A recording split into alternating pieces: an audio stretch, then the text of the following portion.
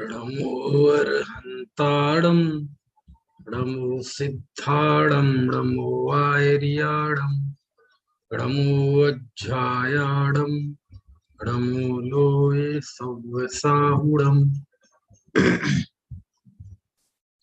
मंगलम भगवान वीरो मंगलम गौतमो गणी मंगलम कुंद कुंदार्यो जैन धर्मोस्तु मंगलम सर्वमंगल मांगल्यम सर्वकल्याणकारकम प्रधानं सर्वधर्माणां जैनं जयतु शासनम् वंदितु सौवसिद्धे धूममलमणोऽवं गदिपत्ते ओच्छामि समय पाहुड मिणमो सुद केवली भणिदम्।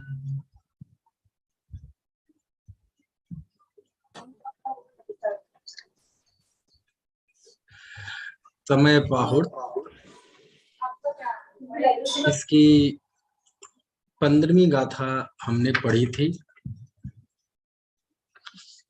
मुझे ध्यान आ रहा है शायद 19 तारीख को आखिरी कक्षा हुई थी, तो 19 के बाद आज 6 तारीख है, तो काफी दिन हो गए। 15वीं 14वीं 15वीं गाथा इन पर हमारी बात हुई थी। 15वीं गाथा में आचार्य ने ये कहा है, जो आत्मा को अबद्ध स्पृष्ट अनन्य अविशेष असंयुक्त जानता है, वह संपूर्ण जिन शासन को जानता है, देखता है। ये गाथा उस समय में लिखी गई थी जब हमारे जिनवाणी के लेखन का जो सिलसिला है शुरू ही हुआ था। श्रुत विक्षेप का भय था और सभी आचार्यों के मन में ये चिंता थी कि श्रुत विक्षेप के भय से कहीं श्रुत का कहीं विच्छेद ना हो जाए, और फिर आचार्यों ने जिन वाणी को लिपिबद्ध करना प्रारंभ कर दिया था। आचार्य कुंद ने भी 84 पहाड़ों की रचना की थी। भली आज पूरे पहाड़ उपलब्ध नहीं है, तो कहीं ना कहीं अवसर्पणी काल की वजह से जो चीजें हमारी झोली से फिसलती गईं, क्योंकि अवसर्पणी काल का स्वरूप यही है कि जो मांगलिक वस्तुएं होती हैं वो सब हमारी झोली से खिसकती जाती हैं। तो जब केवली श्रुत केवली अंग ज्ञानियों का, अंग अंश के ज्ञानियों का सबका वह जब हो गया, तो जब आचार्यों ने श्रुत विक्षेप के भय से जिनवाणी लिखना प्रारंभ की, तो उस समय कुंद देव एक आशा का महान संचार करते हैं, एक आशा का महान संदेश देते हैं कि जो चीज अब नहीं रही उसका क्या रोना रोना, लेकिन बोले एक उपाय ऐसा है कि वो यदि उपाय अपना लो तो जो द्वादशांग लुप्त हो गया, आपको ऐसा लगेगा ही नहीं कि वो द्वादशांग लुप्त हो गया, ऐसा लगेगा कि वह द्वादशांग मेरी मुट्ठी में है। बोले वो क्या है? तो उसका उपाय उन्होंने, ऐसा मांगलिक संदेश उन्होंने इस 15वीं गाथा में दिया था। जो पස්සदि अप्पाड़म अबद्ध पुट्ठम अनन्नमविशेषम अपदेश संत मध्यम पස්සदि जन शासनम सब्बम, कि जो आत्मा को अबद्ध स्पृष्ट अनन्य अविशेष असंयुक्त नियत है ना, अप्रदेशी शांतमय देखता है, वह संपूर्ण जिन शासन को देखता है। क्यों? क्योंकि जिन शासन है क्या? क्योंकि जिन शब्द में क्या है, जिन कौन कहलाते हैं? जिनेंद्र, है ना, अरहंत देव। तो जिनका शासन है क्या, जिनका अनुशासन है क्या? यदि जिनेंद्र देव के चरणों में जाके हम पूछें कि आचार्य देव भगवान हमारे लिए क्या करणीय है, क्या करने लायक है कार्य, कौन सा पुरुषार्थ करने लायक है, तो वो क्या कहेंगे कि भाई देख लो, तुम मेरे पास पहले क्यों आए हो ये तो बताओ, है ना। देखो भाई, मैं स्वयं देशी घी खाऊं और तुम्हें खिलाऊं वनस्पति घी डालडा, ऐसा नहीं होगा।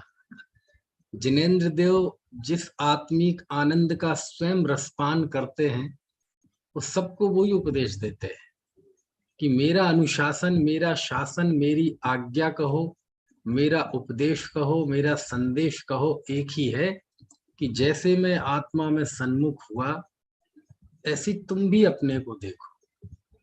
और यदि वो तुमने जान लिया तो समझ लो तुमने संपूर्ण मेरे उपदेश को जान लिया। समझ में है ना। इसलिए आचार्य देव कह रहे हैं कि जो आत्मा को अबद्ध स्पष्ट अनन्य अविशेष देखता है, वो संपूर्ण जिन शासन को देखता है। वैसे आत्मा को तो सभी देखते हैं, कौन है जो आत्मा को नहीं देखता, क्योंकि आत्मा का अर्थ है मैं, और सब अपने आप को देखते हैं। ऐसा कौन सा समय आता है जब कोई जीव स्वयं को नहीं देखता, स्वयं को भूल जाता है। तो स्वयं तो कभी कोई भूलता ही नहीं है, कोई नहीं भूलता अपने आप को, सब अपने आप को देखते हैं, जानते हैं, अनुभव करते हैं। लेकिन कैसा अनुभव करते हैं? पर द्रव्यों के साथ मिश्र रूप अनुभव करते हैं, पर द्रव्य को अपने में मिलाकर अनुभव करते हैं, है ना। तो आत्मा को तो सब देखते हैं, लेकिन अबद्ध स्पष्ट अनन्य अविशेष असंयुक्त नहीं देखते, है ना। बंधा हुआ देखता है, कर्मों से स्पर्शित देखता है, भेद रूप देखता है, मोहराग द्वेष से संयुक्त देखता है, हीनादिक रूप होने से अन्य पना देखता है ना। आचार्य इससे उलट देखने का कह रहे हैं। बोले यदि तुम अबद्ध स्पष्ट आदि नहीं देखोगे और बद्ध स्पष्ट आदि देखोगे तो वो दिख जाएंगे, वो भी दुनिया में हैं, लेकिन उससे तुम्हें दुख और क्लेश का अनुभूति होगी। यही कार्य है, यही कारण है कि अभी हालांकि वहां तक पहुंचने में थोड़ा सा समय लगेगा।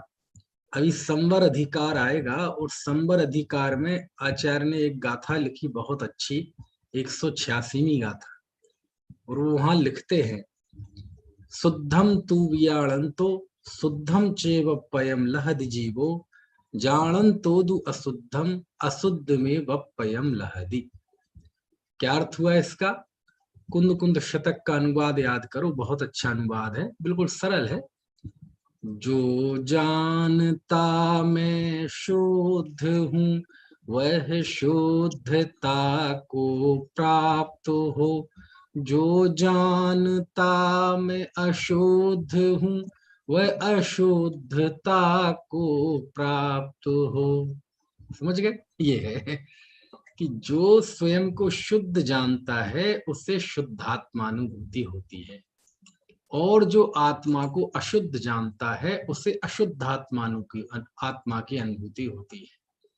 तो कहते ये बताओ कि आत्मा शुद्ध है कि अशुद्ध? बोले तुम जैसा जानना चाहोगे वैसा तुम्हें दिख जाएगा। समझ में आए ना। और आपके पुरुषार्थ के ऊपर है, हमें हमारी प्राथमिकताएं, हमारी प्रायोरिटी स्वयं तय करनी है कि हम चाहते क्या है ना। चलिए आगे बढ़ते हैं। 15वीं गाथा पूरी हो गई।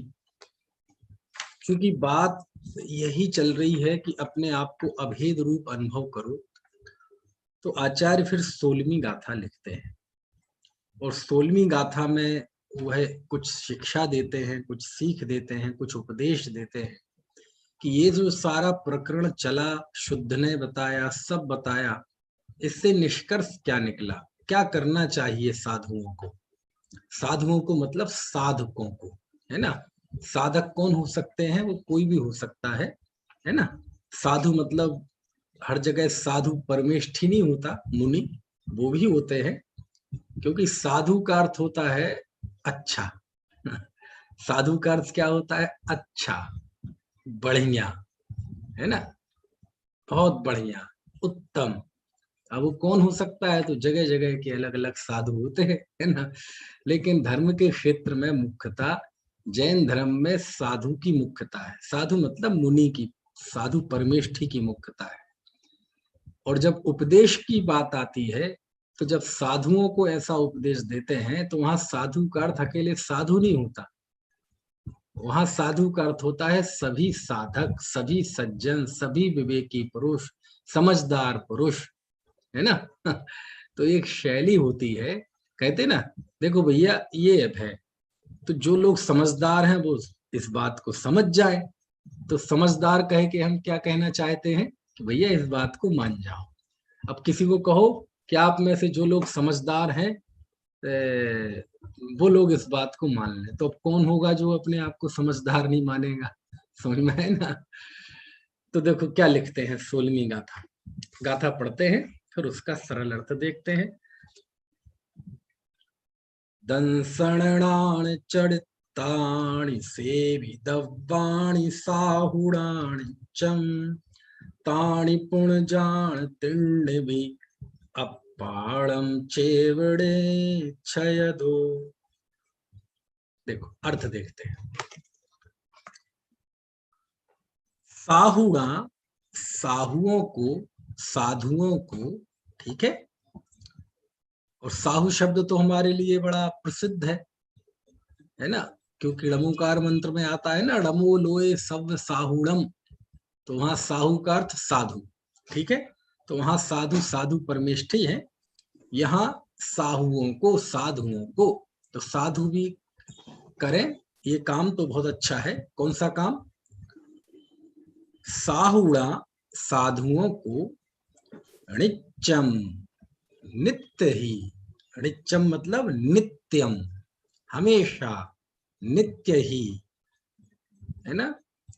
सेविदव्वाणि, सेवन करना चाहिए, सेवन करने योग्य है, ग्रहण करने योग्य है, अपनाने योग्य है। क्या? दंसणाण चरिताणि, दर्शन, ज्ञान और चरित्र। साधुओं को, है ना। अब चूंकि मुक्ति मार्ग में साधु की मुख्यता है, इसलिए साधु परमेष्ठी भी अर्थ ले लेंगे तो कोई ऐसा नहीं है कि कोई गलत हो जाएगा, है ना। तो साधुओं को नित्य ही दर्शन, ज्ञान, चारित्र का सेवन करना योग्य है, सेवन करना चाहिए, ठीक है। सेवन करना उनके लिए श्रेयस्कर है, अच्छा है, मांगलिक है, आनंदकारी है, ठीक है। पुण्य, पुण्य मतलब, अब और सुनो इसके अलावा, ताणी, उन, ताणी तिण्डी, ताण, ताण मतलब उन, तिण्डी उन तीनों, वी भी, उन तीनों को भी, ऋच्छेदो निश्चय से, अपाणम चेव आत्मा ही जान, जानो। क्या अर्थ हुआ? ताणी तिण्डिवि, उन तीनों को भी, ऋच्छेदो निश्चय से, अपाणम चेव आत्मा ही जान, आदेश जानो। क्या अर्थ हुआ? मैं बार बार बताता हूं कि आचार्य कुंद कुंद की एक शैली है कि एक लाइन में, एक पंक्ति में वो व्यवहार उपस्थित करते हैं और दूसरी लाइन में फिर व्यवहार का निषेध करके परमार्थ उपस्थित करते हैं। और ये शैली उनकी सर्वत्र है, समय सार में खास तौर पे देखेंगे, है ना। 7वीं गाथा में व्यवहार कहता है कि ज्ञानी के ज्ञान है, दर्शन है, चारित्र है, निश्चय से ये तीनों ही नहीं है। तो एक लाइन में व्यवहार को उपस्थित, दूसरी लाइन में व्यवहार का निषेध, परमार्थ को उपस्थित, है ना। तो ऐसे यहाँ है, पहली लाइन में आचार्य ने व्यवहार को उपस्थित किया, क्योंकि अभी ये व्यवहार निश्चय ही चल रहा है, उसी की दृष्टि से ही सारी बात चलेगी, आगे भी चलेगी, है ना। समय सार को बिना निश्चय और व्यवहार की दृष्टि के, उस ज्ञान के परिज्ञान के अभाव में नहीं जाना जा सकता, नए के परिज्ञान के अभाव में, है ना। तो आपको गाथा का सरल अर्थ समझ में आ गया। क्या अर्थ है कि साधुओं को नित्य ही साहुणा नित्यम, साधुओं को नित्य सेवी दब्बाणी सेवन करने योग्य है। क्या? दंसणाण चरिताणी, दर्शन, ज्ञान और चारित्र। ठीक है, ये हो गया व्यवहार, क्योंकि इसमें भेद हो गया ना। ठीक है, और पुण्य, पुण्य मतलब और सुनो, अभी अभी अभी अभी ये मत समझ लो कि बात पूरी हो गई ये व्यवहार की बात है। अभी पुण्य और सुनो, अभी इसके अलावा और भी उपदेश है। अभी बात पूरी नहीं हुई है, बात खत्म हो जाने दो। अभी क्या है बात? ताणी तिण्णी भी, उन तीनों को भी निश्चय दो, निश्चय से, अपाणम चेव, आत्मा ही जान जानू। अब बात पूरी हुई है ना, ऐसे। ठीक है, तो ये गाथा है, बहुत अच्छी गाथा है कि साधुओं को, जो भी साधक हैं, जो भी मोक्ष की साधना करते हैं, जो भी परमार्थ की साधना करते हैं, जो भी अलौकिक तत्व की साधना करते हैं, जो भी शुद्धात्मा की साधना करने वाले हैं, वो दर्शन ज्ञान चारित्र का सेवन करें। लेकिन ध्यान रखना क्या, कि वो दर्शन ज्ञान चारित्र कोई तीन नहीं है, वो सब तीनों आत्मा ही है, इसलिए आत्मा ही सेवन करने योग्य है। समझ में आया ना? क्योंकि दर्शन ज्ञान चारित्र तीनों पर्याय रूप से लें अथवा गुण रूप से लें, है ना, तीनों आत्मा से कोई अलग नहीं है ना। क्योंकि पर्याय दो प्रकार की होती है, एक सहभावी पर्याय और एक क्रमभावी पर्याय। गुणों को कहते हैं सहभावी, ठीक है, और गुणों की जो क्रमशः पर्याय होती हैं उन्हें कहते हैं क्रमभावी, है ना। तो चाहे यहाँ दर्शन ज्ञान चारित्र का अर्थ गुण लें, चाहे गुणों की पर्याय लें, सीधी बात यह है कि वो तीनों आत्मा है, इसलिए आत्मा का सेवन करना चाहिए। समझ में आया ना? है, अपन कहते रत्नत्रय, रत्नत्रय, रत्नत्रय को धारण करो, रत्नत्रय का सेवन करो, रत्नत्रय मुक्ति का मार्ग है। तो कहते रत्नत्रय मुक्ति का मार्ग है, मतलब आत्मा मुक्ति का मार्ग है। रत्नत्रय तीन पना देखना ये व्यवहार है, और तीनों में एकत्व तो आत्मा देखना ये निश्चय है। बोले मोक्ष मार्ग किसका नाम है? बोले सम्यक दर्शन ज्ञान चारित्राणी मोक्ष मार्ग, है ना। तो कहते हैं इसमें तीन पना मत देखो, ये तीनों आत्मा ही है, इसलिए आत्मा ही मुक्ति का मार्ग है। तीर्थ किसे कहते हैं? बोले जिसके द्वारा तिरा जाए उसे तीर्थ कहते हैं। और कहां से तिरते हैं? सम्य शिखर जी से, गिरनार जी से? बोले नहीं, वहां तो पशु पक्षी भी रहते हैं है ना। तो तिरा कहां से जाता है? तो कहते जो बाहर में जो तीर्थ है, सम्य शिखर, गिरनार, ये तो उपचार तीर्थ है ना। भीतरी दृष्टि से देखा जाए तो सम्यक दर्शन ज्ञान चारित्र ये तीर्थ है। क्यों? क्योंकि इसके द्वारा तिरा जाता है, इसके द्वारा मुक्ति की प्राप्ति होती है। तो बहुत बढ़िया आचार्य, मजा आ गया। कहते सुनो सुनो सुनो, अभी रुको, अभी बात पूरी नहीं हुई। बोले रत्नत्रय तीर्थ है, बस यहाँ बात पूरी नहीं हुई। ये रत्नत्रय आत्मा ही है, इसलिए आत्मा ही तीर्थ है। समझ में आया ना? ऐसा।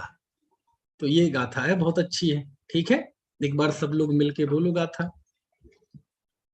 दंसणाणि चरिताणि सेविदव्वाणि सागुणानि नित्यं तानि पुण्यजान तिण्डिवि आड़म चेवड़िच्छयदो।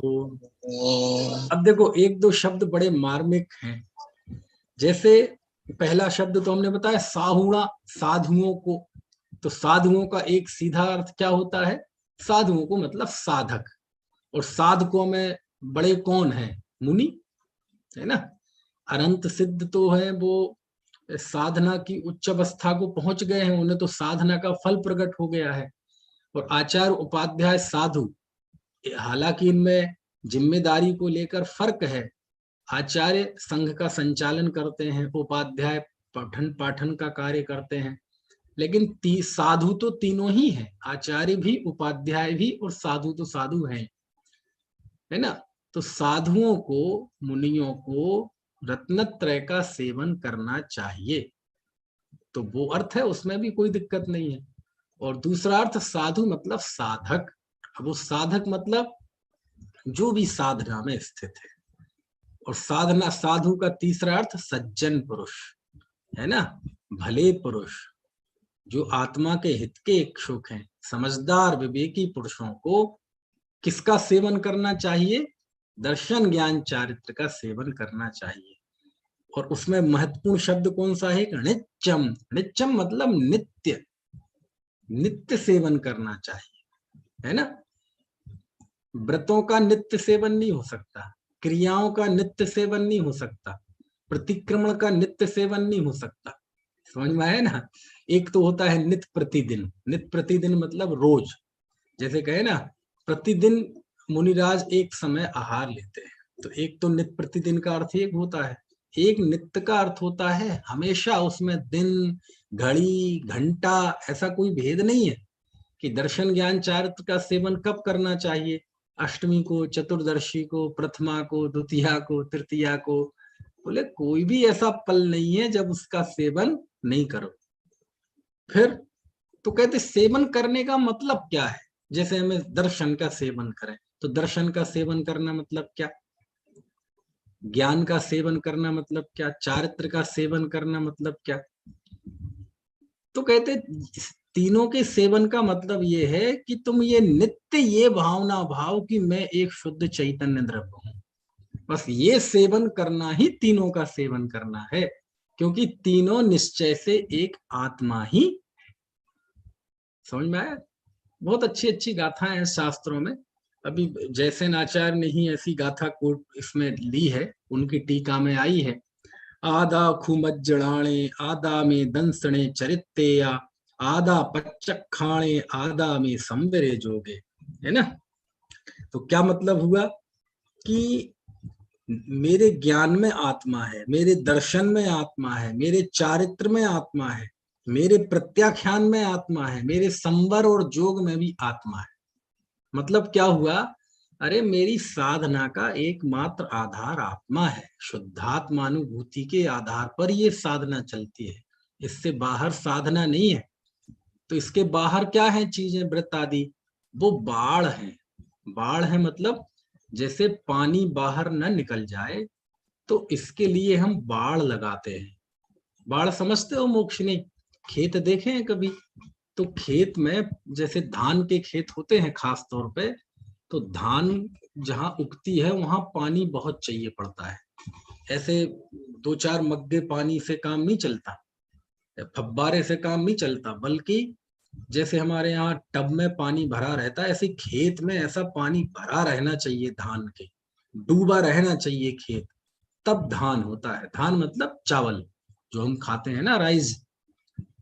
तो वो धान के खेत, अब वो पानी भरा रहे उन खेतों में, उसके लिए बाड़ बनाते हैं। बाड़ मतलब उस खेत के आजू बाजू वो मिट्टी की ऊंची बना देते हैं ताकि वो पानी बहे नहीं, बाउंड्री, उसको बोलते हैं बाढ़। क्या बोलते हैं उसे? उसमें आता है ना पूजन की पंक्ति में, सील बाढ़ नो राख, आता है। तो ऐसे ही जितना साधक जीवों के जितने व्रत, नियम, संयम, त्याग, निवृत्ति, ये सब काय के लिए है? ये बाढ़ है। ये क्या है? ये हम बाढ़ लगा देते हैं ताकि हमारा जो उपयोग है, हमारी ऊर्जा जो है, वो कहीं बाहर ना जाए। क्यों? कि कोई सोचे कि हम इस उपयोग को दुकान में भी लगाए रहे और आत्मा में भी लगाए रहे। समझ में आए ना। तो कहते वो बाढ़ नहीं लगाई ना तुमने, हमारा पानी तो सब जगह फैल रहा है, अब कहाँ धान होगी। तो कहते बाढ़ लगाओ पहले। तो ये व्रत आदि जो है ये बाढ़ का काम करते हैं, हमारे उपयोग को भ्रमित होने से बचाते हैं। परमार्थ से तो जो उपयोग हमारे भीतर लगा है, वो वही उपयोग हमारे जीवन में काम में आने वाला है। और उसी का कह रहे हैं कि नित्य ही दर्शन ज्ञान चारित्र का सेवन करना चाहिए। और ये तीन कोई अलग अलग चीजें नहीं है, आत्मा ही ये तीनों है। इसलिए साधुओं को नित्य ही आत्मा का सेवन करना चाहिए। ये जो नित्यम शब्द है ना, नित्यम, ये नित्यम शब्द नीचे भी लगाना है ना, क्यों? नित्य ही सेवन करने योग्य है ना। चलो चलो आगे बढ़ते हैं। इसके बाद हम गाथा आते हैं 17वीं गाथा और 18वीं गाथा। आचार्य कुंद कुंद ने अभी तक हमने जो गाथाएं पढ़ी 16 गाथाएं, उसमें एक दृष्टांत 8वीं गाथा में आया है। काय का? मिलेक्ष का। उन्होंने जब व्यवहार को स्थापित करने के लिए मिलेक्ष का दृष्टांत दिया था कि जैसे अनार्य को अनार्य भाषा के बिना नहीं समझाया जा सकता, वैसे ही व्यवहार के बिना परमार्थ का उपदेश संभव नहीं है।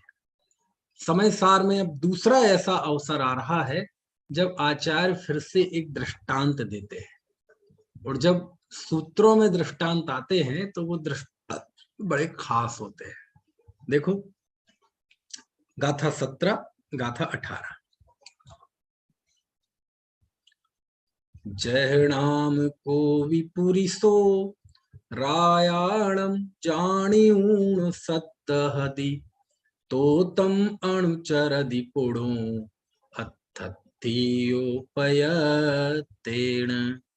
एवं हि जीव राया णादब्बो तहय सद्दहे दब्बो अणुचरि दब्बो यपुणो सोचे वधु मुख कामेण।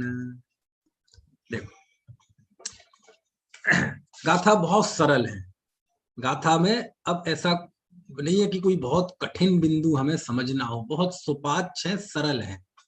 लेकिन जब आप इनकी टीका में जाएंगे तो फिर अलग तरह का आनंद है। चलो अभी हम जाएंगे नहीं, पहले जरा इन दोनों गाथाओं का सरल अर्थ देखते हैं। जहणाम को भी पुरिसो, ये ये वाक्य कई बार आएगा समय सार में, है ना। कुंद कुंद देव की गाथाओं में ये वाक्य कई बार आता है। क्या?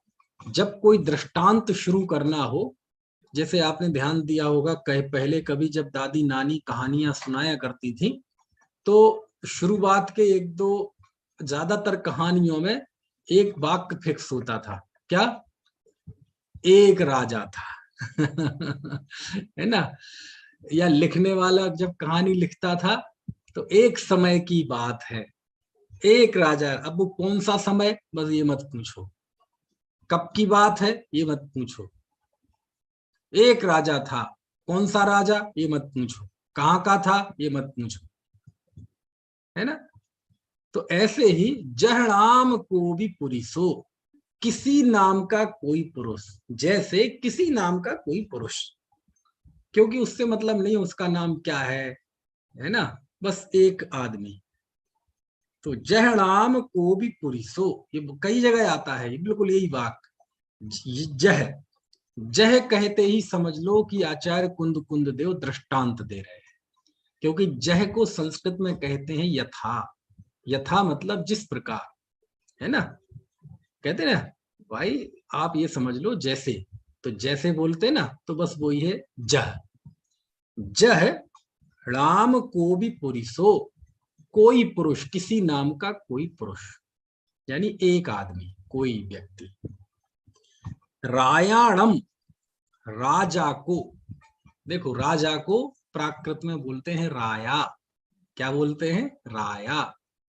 फिर राया में से आ की मात्रा चली गई तो बन गया राय, बन गया ना राय। और फिर नाम चल पड़े धनपत राय, समझ में है ना। ये जो राय राय सरनेम चलते हैं ना, ये राय मतलब राजा, है ना। राय में क्या है? राया। राया किसका रूप है? राजा। राजा को ही राया बोलते हैं। फिर आ की मात्रा भी चली गई तो क्या बन गया? राय, है ना। राय सिंह, ये राय सिंह मतलब क्या होता है? ये राय कौन होते हैं? ये वहां राय का मतलब वो परामर्श नहीं है, सलाह नहीं है, मशवरा नहीं है ना। राय कहते हैं ये मेरी राय है, मेरी सलाह है।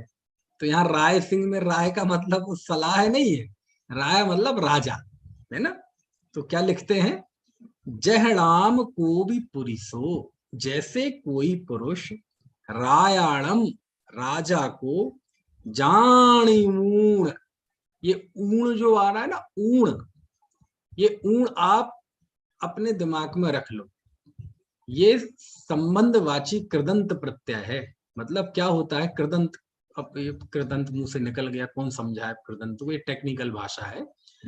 कोई कार्य करके तो उसके लिए होता है जाणीऊण जानकर, खादूण खाकर, है ना।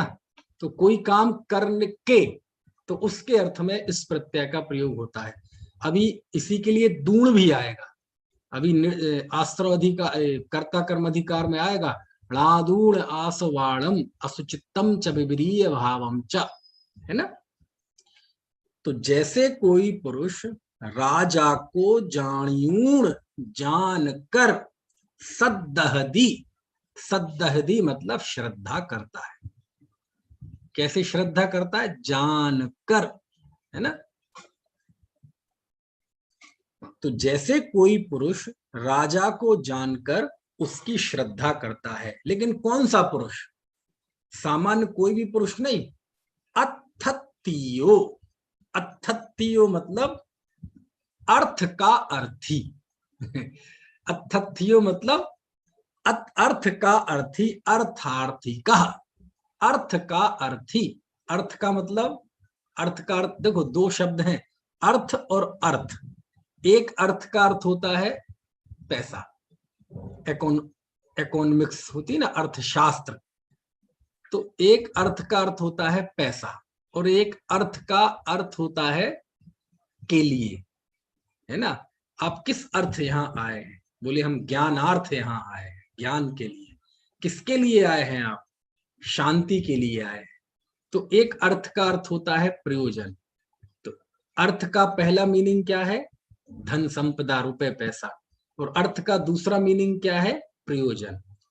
तो अथत्यो मतलब अर्थ का अर्थी, मतलब धन का अर्थी, यानी धन की इच्छा रखने वाला जीव।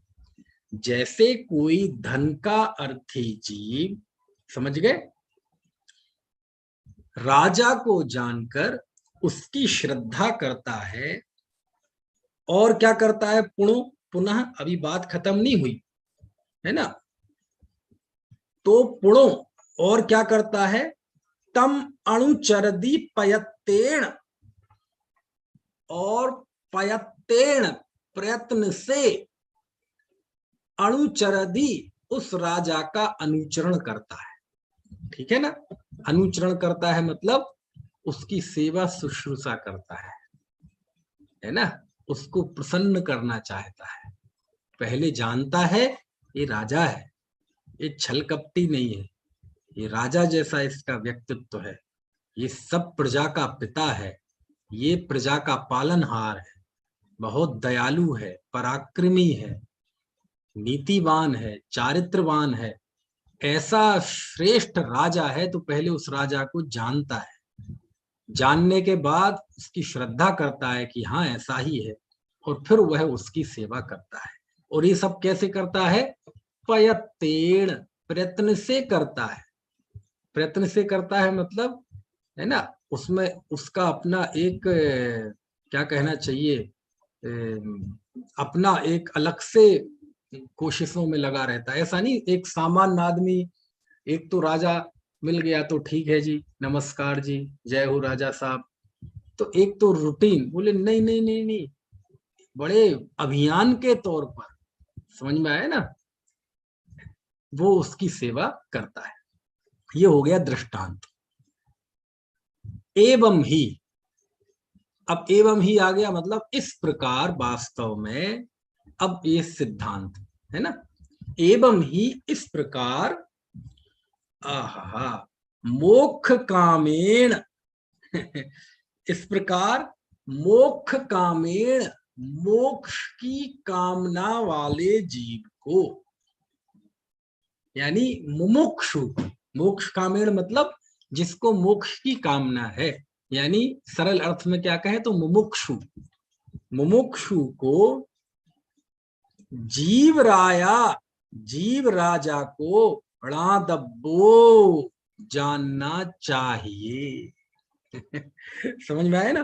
देखो, दृष्टांत में चाहिए वाली बात नहीं कही। दृष्टांत तो लौकिक है कि लौकिक में कोई जीव, कोई व्यक्ति राजा को जानता है, श्रद्धा करता है, उसकी सेवा शुश्रूषा करता है ना? तो ये दृष्टांत दिया। लेकिन जब आचार्य देव ने इसे सिद्धांत बताया इस दृष्टांत के द्वारा, तो उन्होंने स्पेशल इफेक्ट्स डाला। क्या डाला? अब उन्होंने साथ में प्रेरणा भी डाली, मोटिवेशन भी किया। क्या किया? कि इस प्रकार मोक्ष के कामी को, काय के कामी को? यश के कामी को नहीं, संसार के कामी को नहीं, पुण्य के इच्छुक को नहीं। समझ में आया ना? विषय कषायों के इच्छुक को नहीं, इंद्र जिनेन्द्र इंद्र पद अहमेंद्र पद जिसे चाहिए ऐसे व्यक्ति को नहीं, मोक्ष कामी, जो मोक्षार्थी है, जो मोक्ष को चाहता है। समझ में आया ना? मुमुक्षु है, उसको दृष्टांत में क्या था कि वह राजा को जानता है। यहां क्या कह रहे हैं? उसे जीव रूपी राजा को जानना चाहिए। यानी लोक में तो वो जाने न जाने चूल्हे में जाए। समझ में आए ना? वो लोक में तो राजा को जाने न जाने, कम जाने ज्यादा जाने, दृष्टांत मात्र है। लेकिन जो सिद्धांत हम बता रहे हैं उस दृष्टांत के जरिए, उसमें ऑप्शन नहीं है, उसमें कम जानना नहीं है, थोड़ा जानना नहीं है, कमजोर जानना नहीं है। उसमें तो यदि आप चाहते हो मोक्ष को, तो आपको जीव रूपी राजा को जानना ही चाहिए। इसका कोई दूसरा ऑप्शन नहीं है। समझ में आए ना? है ऐसा। तो क्या लिखते हैं आचार्य? एवं इस प्रकार ही वास्तव में, ही जहां आए मतलब वास्तव में, निश्चय से, हकीकत में। आचार्य तात्विक बात कर रहे हैं, कोई उपदेश की बात नहीं है, ये शिक्षा मात्र नहीं है, ये वास्तविकता है। क्या वास्तविकता है? कि मोक्ष कामेण, मोक्ष की इच्छा रखने वाले जीव को, मुमुक्षु को, है ना, जीव राजा को णादब्बो जानना चाहिए। तह वैसे ही सद्दब्बो उसकी श्रद्धा करना चाहिए। समझ में आए ना? क्योंकि 3 की बात आई ना 16वीं गाथा में हम पढ़ के आए, जानना, श्रद्धा करना और आचरण करना। तो कहते किसको जाने? क्योंकि पिछली गाथा में कहा ना कि ये तीनों आत्मा ही हैं। तो क्या करें? बोले जीव राजा को जानो, जीव राजा को जानकर उसका श्रद्धान करना चाहिए। और क्या? सुनो, अरे और सुनो, अभी बात पूरी नहीं है, अभी बात पूरी नहीं हुई है। दुचा, जानकर श्रद्धान कर क्या करना चाहिए? सो एव अणुचरी दब्बो, उस एक को ही अनुचरण में लाना चाहिए, यानी उसका ही अनुचरण करना चाहिए। ऐसा यानी किसको अनुचरण करना चाहिए? बोले जीव राजा का अनुचरण करना चाहिए। यानी एक लोक में वो राजा है और एक ये जीव राजा है। लोक में सुख सफलताएं चाहिए तो उस राजा की कोई व्यक्ति श्रद्धा करता है, ज्ञान करता है, अनुचरण करता है। लेकिन जो जी मोक्ष का इच्छुक है, मोक्ष चाहता है, मुक्ति चाहता है, उसको जीव को जानना चाहिए, जीव की श्रद्धा करना चाहिए और उसका ही अनुचरण करना चाहिए। और नित्य शब्द पीछे की गाथा से उठा लो तो क्या आएगा? नित्य ही ऐसा करना चाहिए। समझ में आए ना? सुबह शाम नहीं, जब मूड बन जाए तब नहीं, है ना? क्योंकि बहुतेरे जीव होते हैं, उनके लिए धर्म एक फैशन है। जैसे कभी मूड बन जाता है ना? जैसे जब बारिश हो खूब, तो अपने आप आदमी का मूड काय का बनता है? बोले चाय पकौड़ी का, है ना? ठंड के दिनों में ठंड पड़ती है, हाँ मुंह से भाप निकल रही है, तो आदमी को चाय की याद आती है। गर्मी के दिन हो तो आइसक्रीम की याद आती है। तो कहते ये धर्म कोई मूड नहीं है कि कभी मूड बन जाए, है ना? तो कहते ये नित्य शब्द उठा लो आप पीछे से, कि जो जीव मोक्ष को चाहते हैं, मोक्षार्थी हैं, उन्हें नित्य ही जीव को जानना चाहिए, जीव की श्रद्धा करना चाहिए और जीव का अनुचरण करना चाहिए, है ना। अनुचरण मतलब अरे उसी का आचरण करना। जैसे जीव लोक में राजा का अनुचरण क्या होता है, राजा जैसा कहे उसकी आज्ञा में रहना, है ना। ऐसे यहाँ जीव का आचरण क्या करना, जीव का आचरण कैसा होता है, तो कहते राजा की इच्छा जान लो, राजा क्या चाहता है। तो जीव राजा की इच्छा जान लो क्या होता है, तो बोले जीव राजा तो कोई इच्छा करता नहीं है। अरे तो उसका वैभव क्या है, उसका राज्य क्या है, बोले जानना उसका राज्य है, जानना उसका साम्राज्य है। तो अनुचरण करना मतलब क्या, कि मैं ज्ञाता हूं ऐसा जानना, मैं ज्ञाता ही हूं ऐसा मानना, वो बस ज्ञाता ही रहना, ये उसका अनुचरण है। समझ में। क्यों, क्योंकि ज्ञाता रहने के अलावा जो कुछ भी करोगे वह जीव राजा के विरुद्ध होगा। ज्ञाता रहने के अलावा जो कुछ भी करोगे वह जीव राजा के खिलाफ जाएगा, वो जीव राजा के विरुद्ध जाएगा। क्यों, क्योंकि ज्ञाता रहने के अलावा जो कुछ भी होगा वह या तो मोह होगा, या राग होगा, द्वेष होगा, क्रोध होगा, मान होगा, माया होगी, लोभ होगा, हिंसा होगी झूठ, चोरी, कुशील, परिग्रह। और ये नहीं होगा तो भक्ति होगी, स्तुति होगी, वंदना होगी, स्वाध्याय होगा, है ना। यानी कोई ना कोई शुभाशुभ विकल्प होंगे, और वो सारे विकल्प उस जीव राजा के विरुद्ध है। जीव का जो साम्राज्य है, जीव की जो परिधि है, उसकी जो सीमाएं हैं, है ना, उसका जो दुर्ग है उसकी जो राष्ट्र की सीमाएं हैं, वो पूरा जीव राजा कहाँ का राजा है, कहाँ का राजा है जीव राजा, बोले अपने ज्ञातृत्व स्वभाव का राजा है। कितनी बड़ी सेना है उसकी, क्या है उसकी सेना, जल थल आकाश है, क्या है उसकी सेना, क्या है उसके पैदल, कौन से सैनिक हैं उसके पास, कौन से हथियार हैं उसके पास, कितने अणु बम, कितने परमाणु बम है उसके पास, कितने हाइड्रोजन बम है। बोले जीव की ज्ञातृत्व ही उसकी ताकत है। समझ में है ना, है? कितनी लंबी सीमाएं हैं, कौन से देश को सीमाएं छूती हैं जीव राजा की, बोले वह कभी ज्ञातृत्व से बाहर जाते ही नहीं। इस जीव ने कितने राष्ट्रों को जीत लिया है, ये अपनी सीमा से ना कभी बाहर जाता है और ना किसी को अपनी सीमा के अंदर आने देता है। ऐसा है ना, वज्र का दुर्ग है। ऐसे इस जीव राजा की जो कोट है, कोट तो जानते कि नहीं, किले को घेरने वाला जो कोट होता है ना, बाउंड्री, ऐसी मजबूत बाउंड्री है इस जीव की। और वो एक कोट काय से बना हुआ है, ज्ञातृत्व से। उस कोट इतना मजबूत है वो, लोक में जो कोट होते हैं लौकिक जीवों के, कितने ही मजबूत कोट हो, चीन की दीवार ही क्यों ना हो, उसे भेदा जा सकता है, उसे नष्ट किया जा सकता है। लेकिन इस राजा के ज्ञातृत्व की कोट को, उसकी बाउंड्री को कभी नष्ट नहीं किया जा सकता। समझ में आया। ये राजा करता क्या है 24 घंटे, बोले बस ये राजा ऐसा है कि जानने के अलावा वो कोई काम नहीं करता। इस राजा का ऐश्वर्य क्या है, जानना ही इसका ऐश्वर्य है। किसको भोगता है, क्या खाता है, क्या पीता है ये राजा, ज्ञान को करता है, ज्ञान को भोगता है, ज्ञान खाता है, ज्ञान ओढ़ता है, ज्ञान बिछाता है, ज्ञान नहाता है। समझ में आए ना।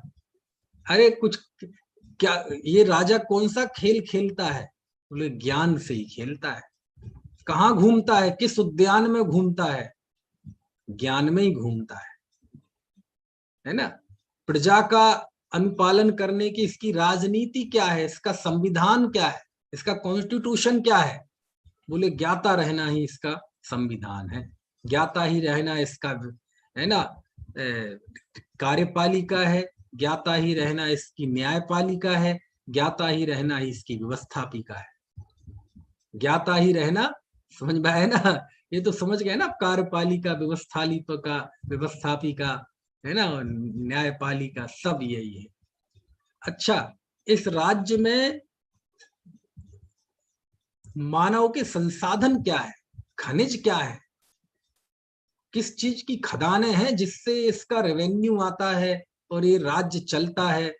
कहते ज्ञातृत्व ही इसकी खदान है, और उन खदानों से ज्ञान ज्ञान ही निकलता है, ज्ञान ज्ञान ही निकलता है, और कुछ निकलता ही नहीं। अच्छा, इसका डिफेंस क्या है? अरे कहते इतना भयंकर डिफेंस है कि ज्ञान के बाहर कोई भी चीज ऐसी नहीं है जो इसके अंदर रंच मात्र भी प्रवेश कर जाए। इजराइल ने, अभी इजराइल का झगड़ा हुआ था ना, उसके पड़ोसी कौन सा मुल्क था, तो उसने ऐसा एक सिस्टम डेवलप कर रखा है इजराइल ने कि ऐसा घेरा बन जाता है आसमान में, अपने आप आपको नहीं दिखेगा वो, है ना, ऐसा बन जाता है कि कोई मिसाइल छोड़ेगा ना तो वही नष्ट हो जाएगी, नीचे आ ही नहीं सकती वो। ऐसी एक मतलब 100% तो नहीं है, उसमें भी कुछ परसेंट है, 100 में से एक आध तो मिसाइल गिर जाएगी, लेकिन 99 मिसाइल ऊपर ही रुक जाती। अब वो बाजू का देश मिसाइल दागता है, उसमें हजारों मिसाइल दाग रहा, वो उसके अंदर जा ही नहीं रही, वो आसमान में ही नष्ट हो रही है। समझ में आया ना? तो कहते वहां तो कदाचित एक आध मिसाइल चला भी जाए, लेकिन इस राजा का सुरक्षा घेरा इतना मजबूत है, चाहे जल का हो, चाहे थल का हो, चाहे आकाश का हो, है ना। दुनिया में तो 3 चीजें हैं, लेकिन इस जीव राजा की सुरक्षा 4 तरफ से है। 4 तरफ से कौन सी? द्रव्य, क्षेत्र, काल, भाव। ये जो उसका स्वरूप चतुष्टय है, इस स्वरूप चतुष्टय में किसी पर द्रव्य के द्रव्य गुण पर्याय पर की गंध बिल्कुल नहीं है। ऐसा इसका सुरक्षा चक्र है। तो आचार्य कहते हैं कि सुनो, लोक में वह जैसे राजा को जानता है, श्रद्धा करता है, उसकी सेवा करता है, ऐसे ही यदि तुम मोक्ष को चाहते हो तो। और यहाँ ऑप्शन नहीं है, हकीकत में ऐसी भाषा नहीं है, तो मेरे बोलने में आ रही है कि यदि तुम चाहते हो। आचार्य तो कह रहे हैं कि मोक्षार्थी जीव को ऐसा करना चाहिए, मतलब करना ही चाहिए, कोई ऑप्शन नहीं है कि नहीं करे। हाँ, मोक्ष को ही नहीं चाहता हो तो अलग बात है, संसार में गटर में ही रहना पसंद है तो फिर अलग बात है, लेकिन मोक्ष का कामी है, मोक्षु है, चाहता है परमार्थ, तो कहते उसे जीव को जानना चाहिए, जीव की श्रद्धा करना चाहिए और जीव का अनुचरण करना चाहिए। तो अनुचरण पे व्याख्या आई कि अनुचरण करना मतलब क्या? ज्ञाता ही रहना, ज्ञाता रहना ही सबसे बड़ी अनुचरण करना है, ज्ञाता रहना ही जीव की सबसे बड़ी सेवा करना है। क्योंकि राजा चाहता क्या है, राजा क्या सेवा चाहता है आपसे? तो बोले जीव राजा की इच्छा तो जानो कि वो चाहता क्या है। तो वो तो ये चाहता है कि तुम कुछ मत चाहो। समझ में आए ना? तुम बस ज्ञाता रहो, ज्ञाता रहो, ज्ञाता रहो, ज्ञाता रहना ही उसका अनुचरण करना है।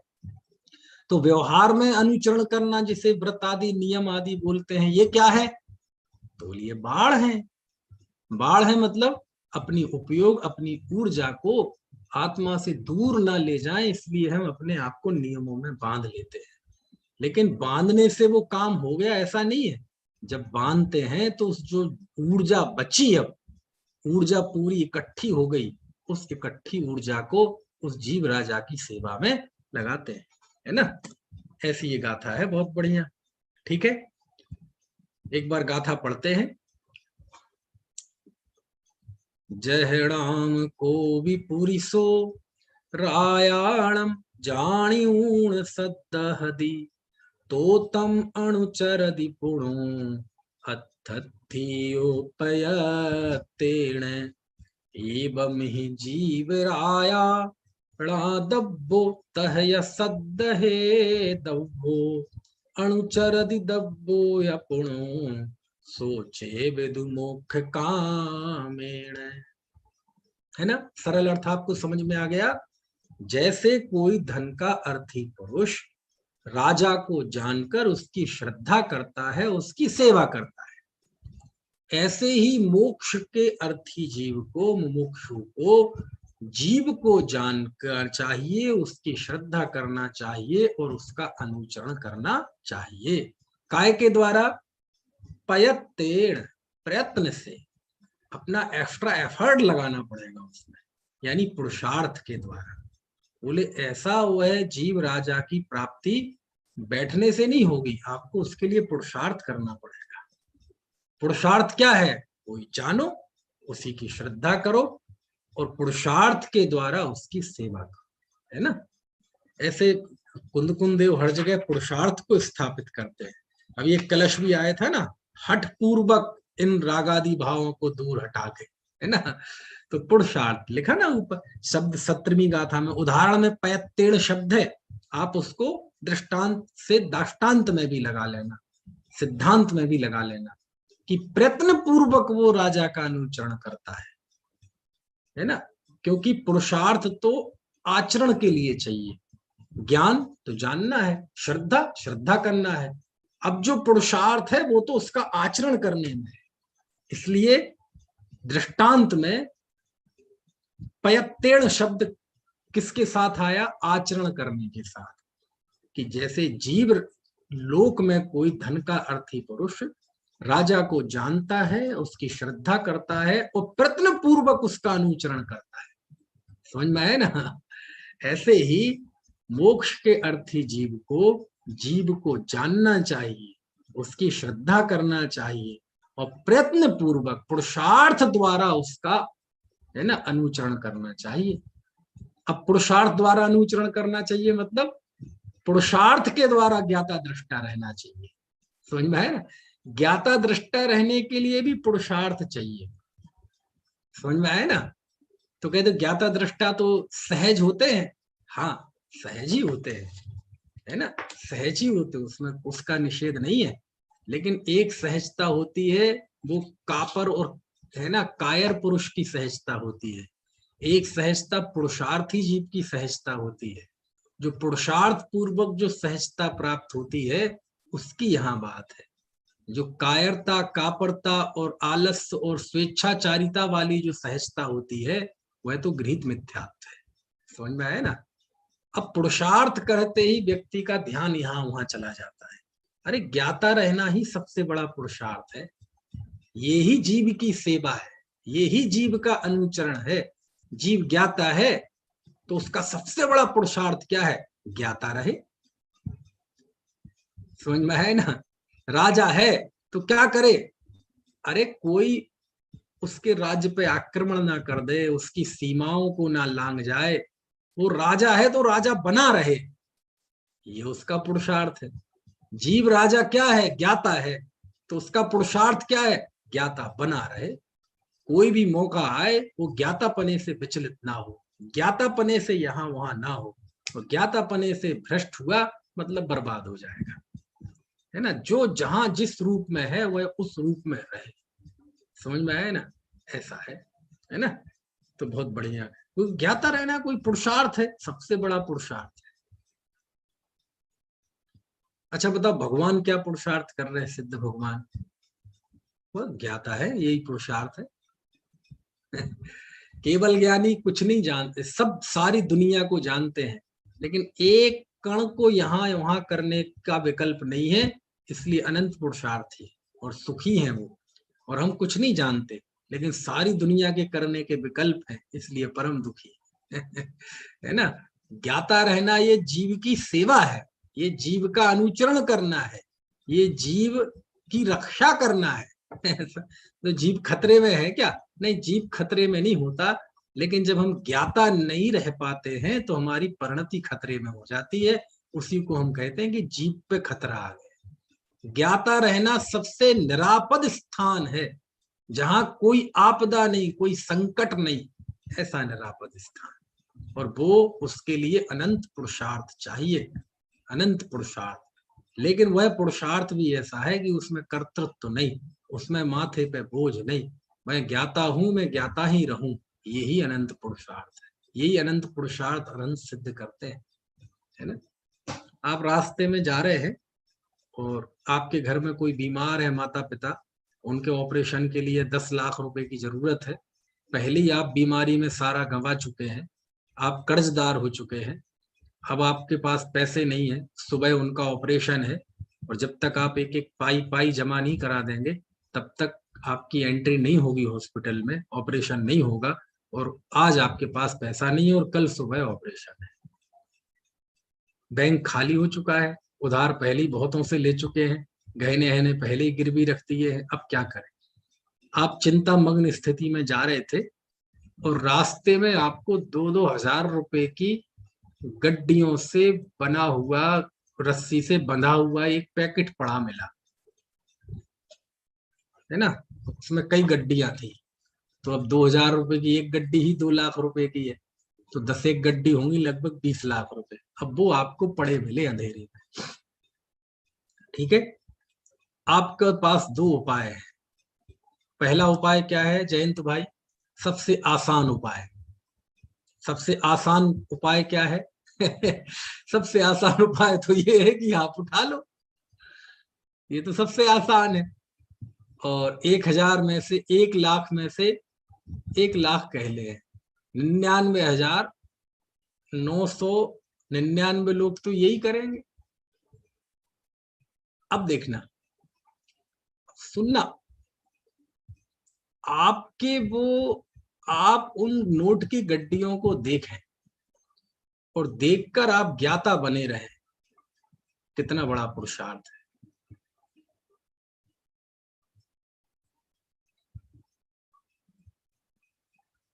वो उठाकर पाप बांधने का पुरुषार्थ, वो कोई पुरुषार्थ है? चोरी का पुरुषार्थ है वो, कोई भी कर लेगा। अब मैं पूछता हूं, ज्ञाता दृष्टा बने रहना कितना बड़ा पुरुषार्थ?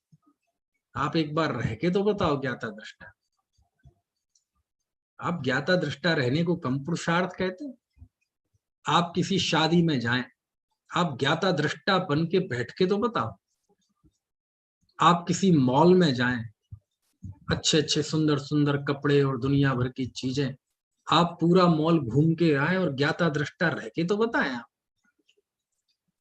आप दोस्त यार मित्र परिवार में जाएं, ज्ञाता दृष्टा रह के तो बताएं। आप किसी पार्टी में जाएं, ज्ञाता दृष्टा रह के तो बताएं एक बार। अपने दुकान में बैठे हैं, शोरूम में बैठे हैं, ग्राहक आ रहे हैं जा रहे हैं, डीलिंग हो रही है, आपके लड़के कर रहे हैं, आप दूर बैठे रह के एक बार ज्ञाता दृष्टा होके तो बताएं। नहीं हो पाएंगे। ऐसे ही खेल समझते हैं? ज्ञाता दृष्टा रहना कितना बड़ा पुरुषार्थ है, बहुत बड़ा पुरुषार्थ है, बहुत बड़ा पुरुषार्थ है। उसी को कह रहे अनुचरण। जीवराज का अनुचरण होता क्या है? आत्मा का अनुचरण होता क्या है? बोले आत्मा का रूप देख लो, वो करता क्या है, जो करता है वही करो। वो ज्ञाता है, ज्ञाता रहना, ये उसकी सबसे बड़ी सेवा है, ये उसकी सबसे बड़ी सम्मान है ये आत्मा का, कि वो ज्ञाता है, उसे ज्ञाता रहने दो। इससे बड़ा उसका सम्मान, इससे बड़ा उसका स्वाभिमान, इससे बड़ी उसकी इज्जत, समझ में आए ना, इससे बड़ी उसको माला पहनाना, इससे बड़ा उसका कोई प्रिविलेज सौभाग्य नहीं है। क्या? कि वो ज्ञाता है और ज्ञाता रहे। बहुत बड़ा पुरुषार्थ है। इसलिए आचार्य लगे पयत्तेण, प्रयत्न के द्वारा, प्रयत्न पूर्वक, है ना, ऐसा। ठीक है, चलो अभी बात समाप्त करते हैं, समय हो गया, बाकी की बात कल चलेगी।